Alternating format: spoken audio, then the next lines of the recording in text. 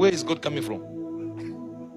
Imagine our own Bible starts with an impossibility. It is forcing you to believe it. In the beginning, God created. Wait a minute. Explain God. Where is he? Who is his mother? No, you are not hearing. Any book will start with once upon a time there was a great mountain. This one says God created. Wait a minute. So we just need to believe from now. Brother, start from somewhere. Let's understand what you are saying. Not quite yet. Here's the part will shock you. God, by definition, is the uncreated creator of the universe. Now hear this. On earth, everything comes from something. Now, you see, tell your neighbor, understand. On earth, everything comes from something. That's why we need God to come from somewhere. Because the rules that control the earth say anything comes from. But the rules that control the realm that is outside the earth, anything can be self-existent. So you are trying to get God to operate upon the rules of the earth where he doesn't stay. All right. If you get a bag of wheat now, marijuana now.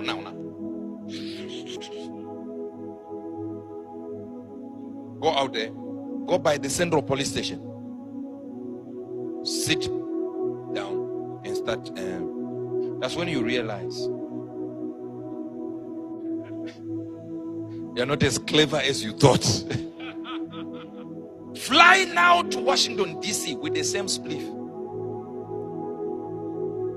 The immigration officer will even ask you for one. Because the laws there permit it. But the laws here don't. You are trying to say, God, the weed is allowed here. God says, in my world, it is not allowed. So rules are different from the worlds we are coming from. God is coming from a world that is outside the earth. So he can come from nothing. Now you're missing that. Are you getting this now? Are you getting this? You remember the time space continuum? In the beginning, number one. In the beginning, time. God created the heaven, space.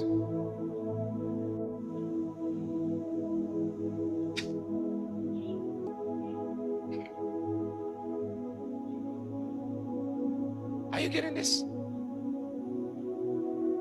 If you think about it, you realize one thing. That there is time. There is space. And then there is matter. These three things have to occur all at once according to physics for everything to happen. And our Bible starts with the three. That's physics. Time, space, matter. In the beginning, time. God created the heaven, earth, matter. It's the only Bible the only book that agrees with science. Okay, maybe you don't understand why they need to exist, three of them. I'm still not, I don't want to go there, but I have to digress. In the beginning, time. Then you have heaven, space. So time, when did it happen? Now, if we have time and space and no matter, what will you put in space? And when will you put it in space? Time, space, no matter. If you have matter and you have space, we understand you can put matter in space, but when? No, they still didn't get it. Are they getting it? If you have space and time, what will you put in space? So the three have to coexist, or rather to exist all together for that to happen. Now hear this. The Bible starts exactly with the laws of physics. Before we even talk about let there be, God had already fixed the physics. The science of it is done. But we believe it without the science. Because we're already drunk. Let me show you some kind of drunkenness before we go. Chapter 38. Please. The man of God dealt with just a part of the scriptures that were there. I want it in the Message Bible. Are you here or have gone home? Are you sure? Look at this. I love the message. I think you know that. And now finally God answered. Are we getting it? Job, from the eye of violent storm, he said, why do you confuse the issue? You know, when your mother asks you this question, it's not a problem. When God, you know, some of you are used to just talking to God like that. You know, like, hey, my house, my car. God says you're confusing issues. Just imagine while you're needing, you are confusing issues. You go like, God, you know, let's talk here. My problem. Hear this. Notice what God does. He's so theatrical. God is so theatrical. My brother Benjamin used to say these things. He says, God is so dramatic, he can pick an 18-pound hammer just to strike a housefly or a bee that is about to land on you. Not clip. No. 18 pounds. What are you thinking? Where do you want to land? Now, he spoke to Job from the violent eye of the storm. Let me get my people here because these are already gone. Why do you confuse issues? Why do you talk without knowing what you're talking about? Pull yourself together. Job, up on your feet. Stand tall. I have some questions for you. And I want some straight answers. Where were you when I created the earth?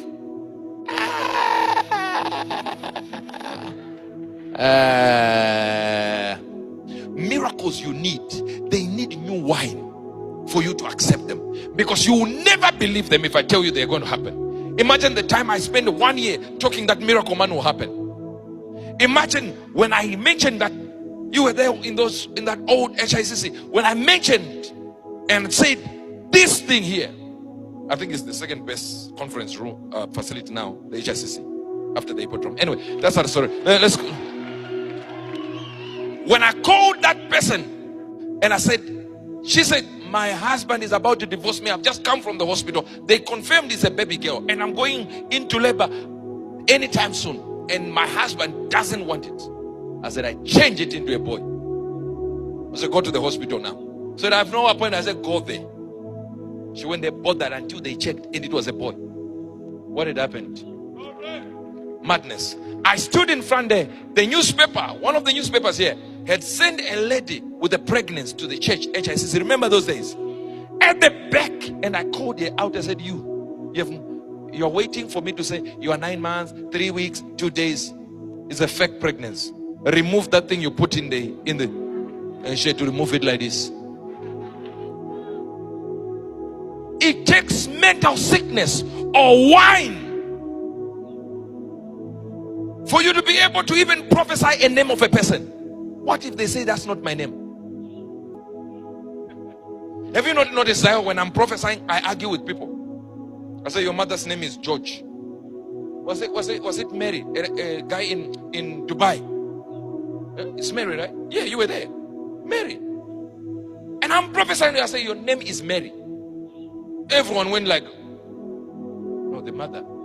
And he was like this. So yes, man of God, it's Mary.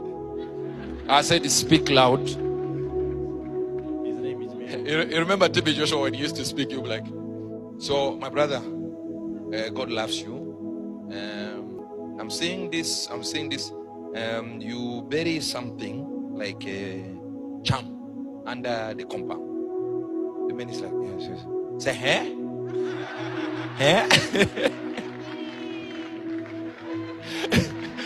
He was hearing it, but he was like, no, you need to say it loud.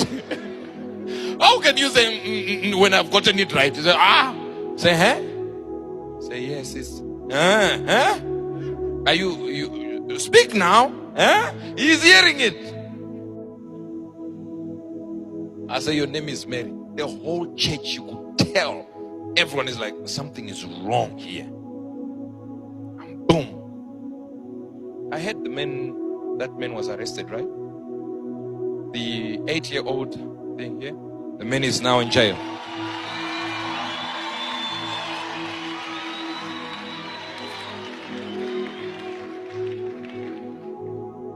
hearing what I'm trying to say now?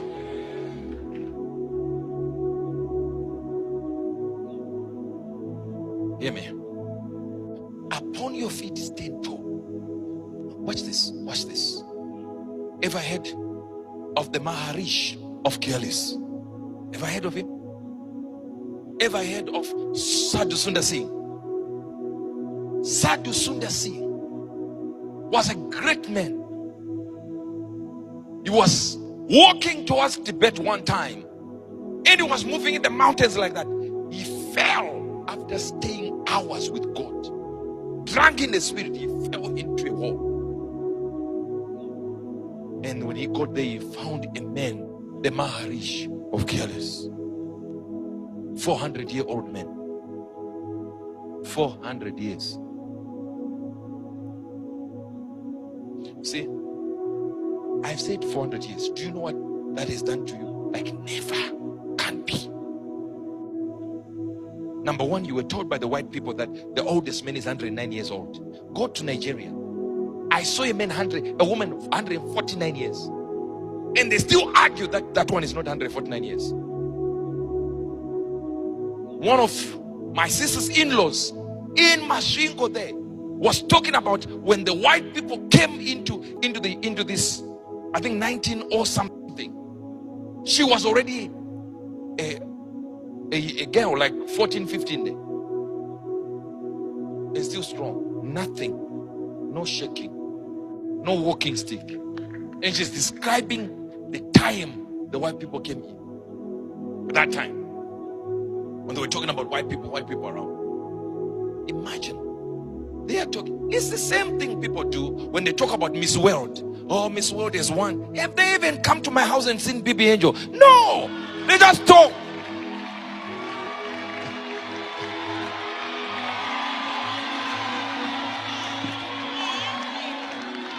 I don't know if you're hearing what I'm talking about.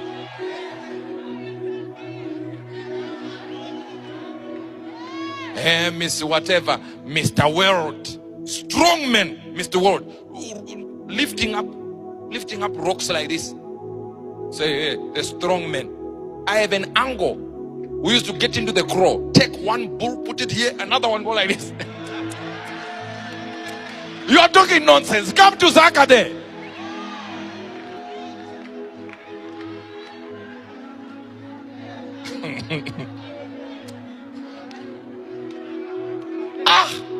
So we don't have an X to kill anything.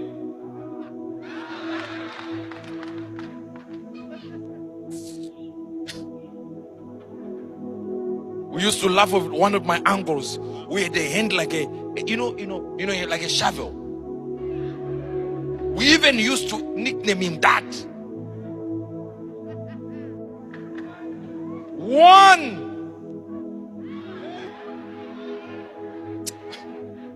You wake up following year.